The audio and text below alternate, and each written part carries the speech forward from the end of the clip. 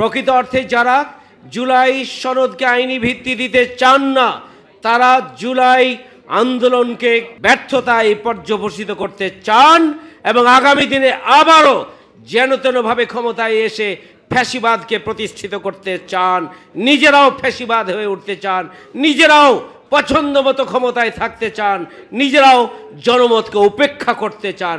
এদেশের জনগণ আর সেটি মেনে নেবেন না। 2006 সালের 28 অক্টোবর আওয়ামী লীগ পেশি শক্তি এবং অস্ত্র শক্তির বলে জনগণকে পরাজিত করে দেশকে হাইজ্যাক করতে চেয়েছিল। সেই যে গণতন্ত্র সেই দিন হাইজ্যাক হয়ে গিয়েছিল এবং সেখান থেকে শুরু হয়েছিল ফ্যাসিবাদের যাত্রা। লড়াই সংগ্রামের মধ্য দিয়ে আমরা 2024 সালের 5 আগস্ট আমাদের দেশকে, আমরা দেশের গণতন্ত্রকে আমরা পুনরুদ্ধার করেছি। স্বাধীনতা, সার্বভৌমত্ব যেটি আমাদের হাত থেকে ছিনিয়ে নেওয়া হয়েছিল, সেটিকেও এদেশের তরুণ ছাত্র যুবকের নেতৃত্বে 18 কোটি মানুষ ঐক্যবদ্ধ হয়ে আমরা আমাদের স্বাধীনতা, সার্বভৌমত্বকে আমরা পুনরুদ্ধার করেছি, ফ্যাসিবাদের হাত থেকে দেশকে রক্ষা করেছি। আগামী দিনে সবচাইতে বড় চ্যালেঞ্জ হচ্ছে জাতীয় নির্বাচন।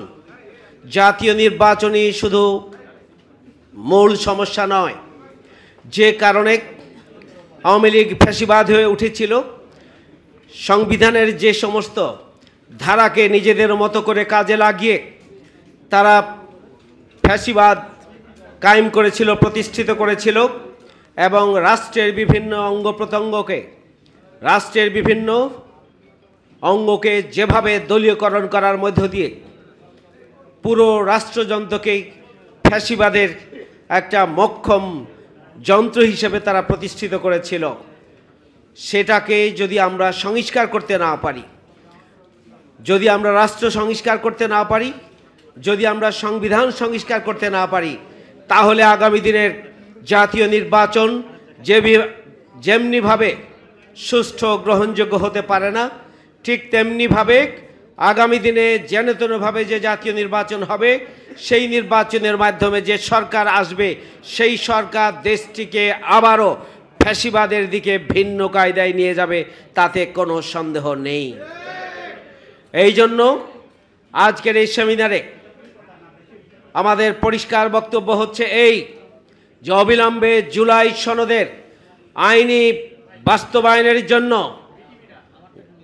গণভোটের ব্যবস্থা করতে হবে নভেম্বর মাসের মধ্যেই, এবং জুলাই সনদের আইনি ভিত্তি নিশ্চিত করার পরে জুলাই সনদের ভিত্তিতেই আগামী দিনে জাতীয় নির্বাচন সহ রাষ্ট্র পরিচালিত হবে ইনশাআল্লাহ।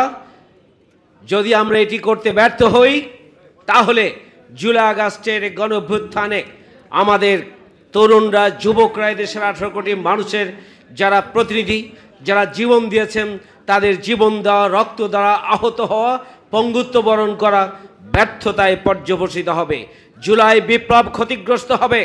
প্রকৃত অর্থে যারা জুলাই সনদকে আইনি ভিত্তি দিতে চান না, তারা জুলাই আন্দোলনকে তারা ব্যর্থতায় পর্যবসিত করতে চান এবং আগামী দিনে আবারও যেন তেনভাবে ক্ষমতায় এসে ফ্যাসিবাদকে প্রতিষ্ঠিত করতে চান, নিজেরাও ফ্যাসিবাদ হয়ে উঠতে চান, নিজেরাও পছন্দ মতো ক্ষমতায় থাকতে চান, নিজেরাও জনমতকে উপেক্ষা করতে চান।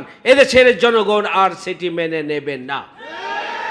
সুতরাং আসুন আমরা গণভোটের জন্য নভেম্বর মাসের মধ্যেই গণভোট দেওয়ার জন্য আমরা সরকারের উপরে চাপ সৃষ্টি করি।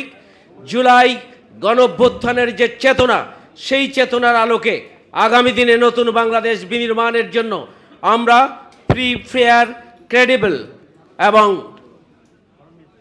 আমরা একটা গ্রহণযোগ্য ইলেকশনের মধ্য দিয়ে আগামী দিনে জনগণের প্রতিনিধিদের হাতে আমরা ক্ষমতা বুঝিয়ে দিই, যাতে করে আগামী দিনে আর কোনো ফ্যাসিবাদ, নতুন কোনো চরিত্র নিয়ে, চেহারা নিয়ে নতুন কোনো ভাবে যাতে করে আবারও জনগণের উপরে নিপীড়ন চালাতে না পারে, সেই ধরনের সুখী, সমৃদ্ধশালী, ন্যায় এবং ইনসাফের একটি মানবিক বাংলাদেশ প্রতিষ্ঠার জন্য আমাদের যে লড়াই, সেই লড়াই অব্যাহত রাখার জন্য আজকে আমাদেরকে প্রত্যয় ব্যক্ত করতে হবে।